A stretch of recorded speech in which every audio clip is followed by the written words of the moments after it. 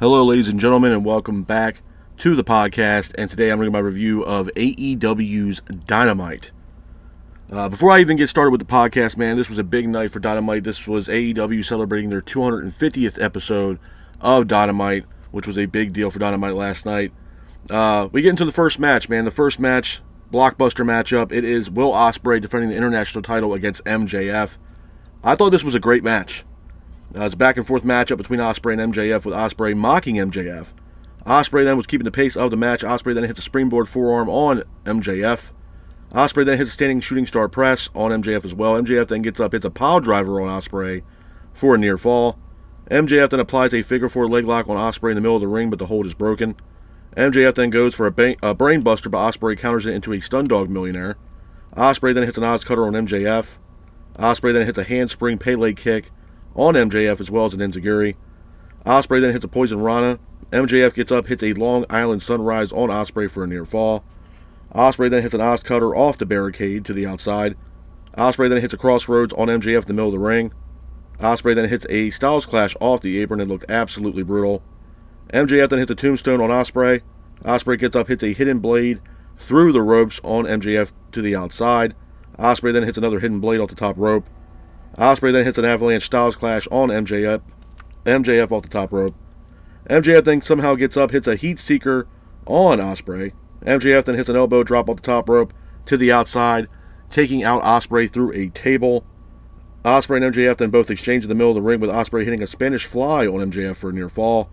Ospreay then hits a springboard Oz cutter. Ospreay then hits a hidden blade for a near fall. MJF then pushes Ospreay into the referee. MJF then hits Ospreay with the Dynamite Diamond Ring. Referee doesn't see it. Pins for the 3, and your winner of the match and new international champion is MJF. Hats off to MJF for getting the win in this matchup. A couple of things I want to talk about, man, with this matchup. This was a solid match. I know a lot of people were honestly upset about this match for a bunch of reasons. Number one, the fact that it almost went to a draw. I mean, they were down to the last maybe 30, 40 seconds in this matchup. And MJF ended up securing the victory with the help of the Dynamite Diamond Ring. But a lot of people were also pissed off about this match due to the fact that this match wasn't booked for All In. Now, I'm like 60-40. 60 being that the fact that I actually really did enjoy the match last night. And I thought the match was a great way to start Dynamite last night. The other part of me, the 40% of me, is also kind of on y'all's page, man. This match could have been booked at All In. And I don't know if we're going to get a rematch between both Ospreay and MJF or not. Am I sold on a possible rematch between Ospreay and MJF? Yes and no. Obviously, MJF didn't win clean against Ospreay because MJF had the assistance with the Dynamite Diamond Ring, with the referee being distracted, which allowed MJF to become victorious and the new international champion.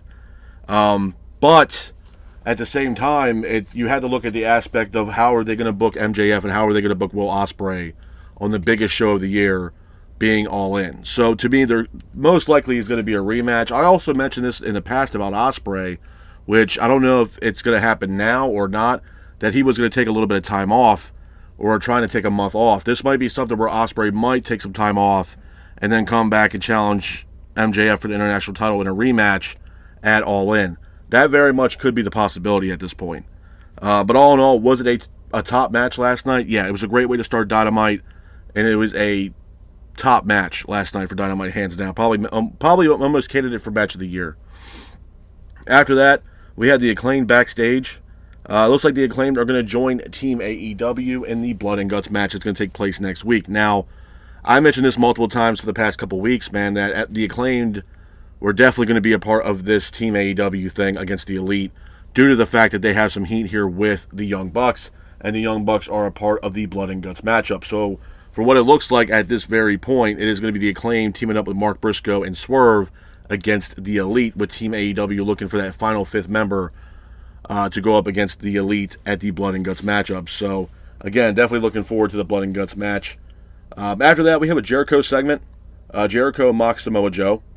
After he says that, Minoru Suzuki comes down to the ring. He's holding a piece of paper in his hand, and it looks like that piece of paper is a contract for a match against Jericho next week for the FTW title, which I'm absolutely all for.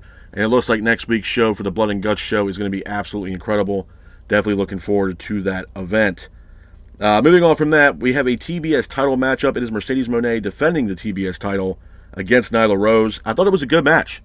It was a solid showcase by Nyla Rose. Back and forth matchup between Rose and Moné, with Moné keeping the pace. Moné then was mocking Britt Baker. She pulls out the glove, if you will, same thing that Britt Baker does. Moné tries to apply a lockjaw on Nyla Rose, but she is unsuccessful in doing so. But Moné applies a statement maker on Nyla Rose, and your winner of the match is Mercedes Moné. After the match, Moné gets out of the ring. She goes to confront a person in the crowd wearing a Sting mask, and that person is none other than Britt Baker. Britt Baker jumps the barricade to try to attack Mercedes Moné. Moving on from that, we have a Mariah May segment. Pretty much came out to the ring. She dressed like Timeless Toni Storm, which I thought was a great touch in the storyline between Mariah May and Toni Storm. A lot of fans were, chanting for Toni Storm to come out to the ring. That did not happen. This is great. I think this storyline here between Mariah May and Toni Storm is one of the best storylines that AEW has put on for the women. It's telling a great story, no matter how you want to look at it. Mariah May has obviously been good, close friends, and pretty much partnered up with Toni Storm for the past few months now. And to see this all, come to fruition at All In Wembley, where Mariah May will go up against Toni Storm for the AEW Women's title. This has a lot of similarities to what I told you guys before with Trish Stratus and Mickie James. And this is exactly kind of the same thing we're getting here between Mariah May and Toni Storm. And again, I'm definitely looking forward to this matchup between Mariah May and Toni Storm at All In. Moving on from that, we go into our next match of the night. It is the main event of AEW's Dynamite. It is Okada versus Swerve. I thought it was a good match. It was a back-and-forth matchup between Okada and Swerve, with Okada and Swerve both exchanging in the middle of the ring. Okada hits a tombstone on Swerve. Swerve then gets up, hits a Swerve stomp. After that, the Young Bucks come down to the ring. They attack Swerve. The match ends in a no contest. The Acclaim come down to the ring to attack the Young Bucks. Jack Perry's here, as well as Mark Briscoe. Perry and Briscoe both exchange. Adam Page is here. He comes down to the ring, gets in the face of Swerve. Then an all-out fight happens. Then all of a sudden, Darby's music hits. He comes down from the rafters, just like Sting used to do. And it looks like Darby Allin is the fifth and final member of Team AEW. A couple things I want to talk about, man, before I get out of here. But Dynamite. Number one, Dynamite last night, the show was solid. I think the show was, from top to bottom, really good show. I know a lot of people were complaining about the MJF match, or the fact that there really wasn't that many matches on the card last night. I think there was, two matches in total. Three matches in total last night, with MJF and Ospreay, Moné and Nyla Rose, and obviously Swerve and Okada. Am I going to say it was a bad show? No, I don't think it was a bad show at all. I think they're setting up for, obviously, Blood and Guts, and obviously they're starting to build towards All In, which I'm all for. Was I shocked that MJF beat Ospreay? Yeah. I think MJF shocked the world last night with beating Will Ospreay for the international title. But with that being said, do I genuinely believe that we're going to have a rematch between these two gentlemen at All In? Yes, I do. I think we're going to get Ospreay MJF 2 at All In for the international title. And who knows, it might be a 60-minute Iron Man match. Who knows? But I definitely think there will be a rematch here between MJF and Ospreay for the international title at All In, because for mainly two reasons. One, there is no way in hell that Tony Khan and AEW are not going to book MJF and Will Ospreay on their biggest event of the year. There's no way that's going to happen. So there's definitely going to be a rematch here between MJF and Will Ospreay at All In. I mean, you already got Swerve versus Bryan Danielson at All In. I mean, All In's looking very good. You got Toni Storm versus Mariah May at All In. All In is AEW's biggest show of the year. All In for them is their WrestleMania. Obviously, and there's other things that have been going on too. I know a lot of people were speculating on, obviously the TV deals coming up, and there was other speculation about AEW possibly doing a stadium show in the States. I'll be all for it. To be honest with you, I genuinely believe this as well with AEW. And I think this is the other thing that really hinders AEW as a whole, is AEW has a tendency to do a lot of their pay-per-views in the same exact arenas every single year. They need to broaden the horizons and go to different states, around the U.S. or around the world, different countries and stuff. I mean, they kind of stifle themselves by going to the same areas for these pay-per-views. To me, All In could be any stadium show in the U.S. I think Tony Khan would be foolish not to at least entertain the idea of moving All In into the States, whether it be at, Dallas Cowboys Stadium or, some kind of football stadium, Lincoln Financial Field. And, WWE just had their WrestleMania at Lincoln Financial Field. I know SummerSlam's going to the Cleveland Browns Stadium. So, obviously, hell, for all intents and purposes, his father owns the Jacksonville Jaguars. You can have All In Jacksonville in the football stadium. So, obviously that's an option. I think, Tony Khan and AEW need to entertain that idea, because not everybody's going to want to go out to Wembley to see All In. And to be honest with you, All In should also be showcased in the States as well, as far as having a pay-per-view venue for All In. If you're going to do it for a football stadium, like I mentioned, you can do AT&T Stadium, you can do Lincoln Financial Field, you can do the Jacksonville Jaguars Stadium, you can do SoFi. There's so many options for Tony Khan to do All In the States and not just at Wembley. But also, like I mentioned earlier, with the TV rights deal, right now it's really up in the air what, AEW is going to be doing. I know a lot of people are talking about, obviously, the new addition coming into AEW. A lot of people have mentioned that it might be Sammy Guevara, it might be Ricochet, or it might be Aramis. And the way it's looking, it looks like it might be Aramis. And I know some of you guys were like, who the hell is Aramis? Aramis, it's kind of been all over the world wrestling. He spent predominant of his wrestling career in Mexico. And he's also wrestled for Lucha Underground for a little bit as well, when Lucha Underground was around. It looks like he's the newest signing of AEW, and that's where the vignettes are coming into play. And I think, Aramis is supposed to debut this weekend on the episode of Collision on Saturday. So I'm definitely going to be staying, tuned into that and see what's going on with that. But AEW, I'm not saying AEW is failing, but AEW is hurting. Right now, and I hate saying this, but it's the truth. And I will say I'm wrong when I'm wrong. And I was a little bit wrong about NXT. I'm not sitting here saying I'm going to go back and cover NXT, but what NXT is doing right now is also hurting AEW. With the working relationship right now that NXT has with TNA, it's sky's the limit right now for both NXT and TNA. I genuinely believe, I'm hoping that there is going to come a time where NXT and TNA have a joint pay-per-view called Worlds Collide or something like that, where you have the TNA best versus the NXT best, and they battle it out. I think that would be great. Obviously, there's contracts in TNA that are coming up. I know Jordan Grace is a hot topic with TNA, and a lot of people are saying that she's a shoo-in to go over to NXT. I know NXT, or WWE, if you will, also signed Stephanie Vaquer from CMML, who just had a great matchup with Mercedes Moné for the TBS title, and now she's currently under the banner of WWE. So, obviously, WWE is firing on all cylinders right now, and AEW is playing catch-up. And to be honest with you, I think I'm not going to sit here and say the well is running dry for AEW, but I think at the end of the day, there needs to be a change. And it's the same thing with this Blood and Guts match, man. I'm definitely excited for the match, but it does come with some concern, man, because at the end of the day, where does this end? Where does this lead to? What is the end game for Team AEW versus Team Elite? What is the end-all, be-all? And I've mentioned it multiple times now, and I'm not going to mention it again about how I would fantasy book the Elite and Tony Khan's deal. And to be honest with you, I don't know if that's going to happen or not.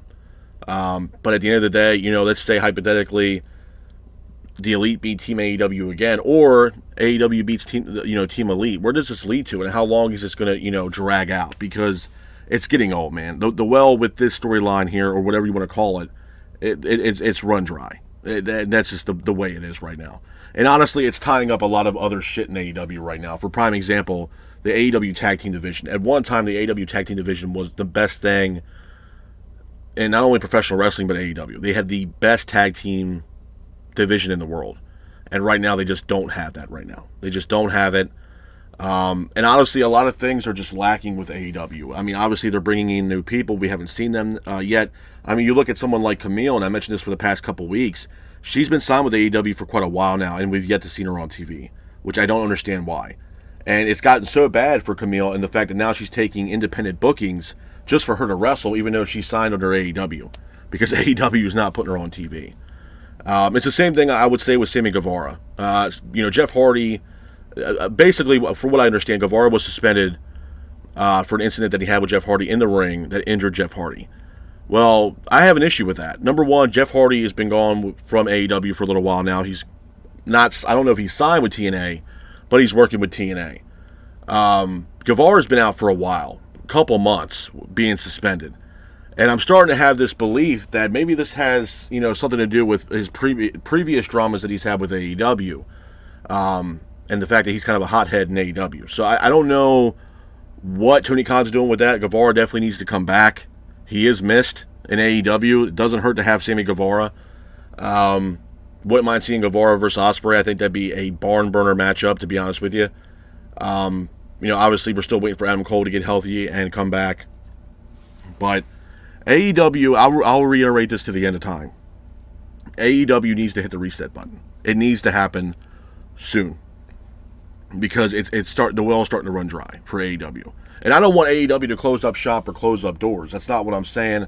And I don't have any tribalism between either WWE or AEW. I want both companies to flourish, if you will. But right now, and I mentioned this for the past couple of weeks, man, AEW is playing catch up right now to WWE. Not saying they have to compare themselves, but the fact of the matter is what WWE is doing right now is drawing more talent and independent talent over to WWE than it is AEW. And that's a proven fact. Look what happened with Stephanie Vacure. She had a match with AEW, a decent match with Mercedes Moné, and then a couple weeks later, she's now signed with WWE. You know what I mean? So obviously, WWE is keeping all eyes on AEW's product, and they're taking away their talent of, possible talent AEW can sign. Absolutely. So I think AEW needs to put their foot on the gas and hit the reset button. I think it needs to happen for sure, and hopefully we'll figure out what's going on with these TV deals, or the TV deal, if you will, with AEW in the foreseeable future. But like I said, man, AEW Dynamite last night was a solid show from top to bottom. I'm enjoying the build leading up to Blood and Guts, especially All In.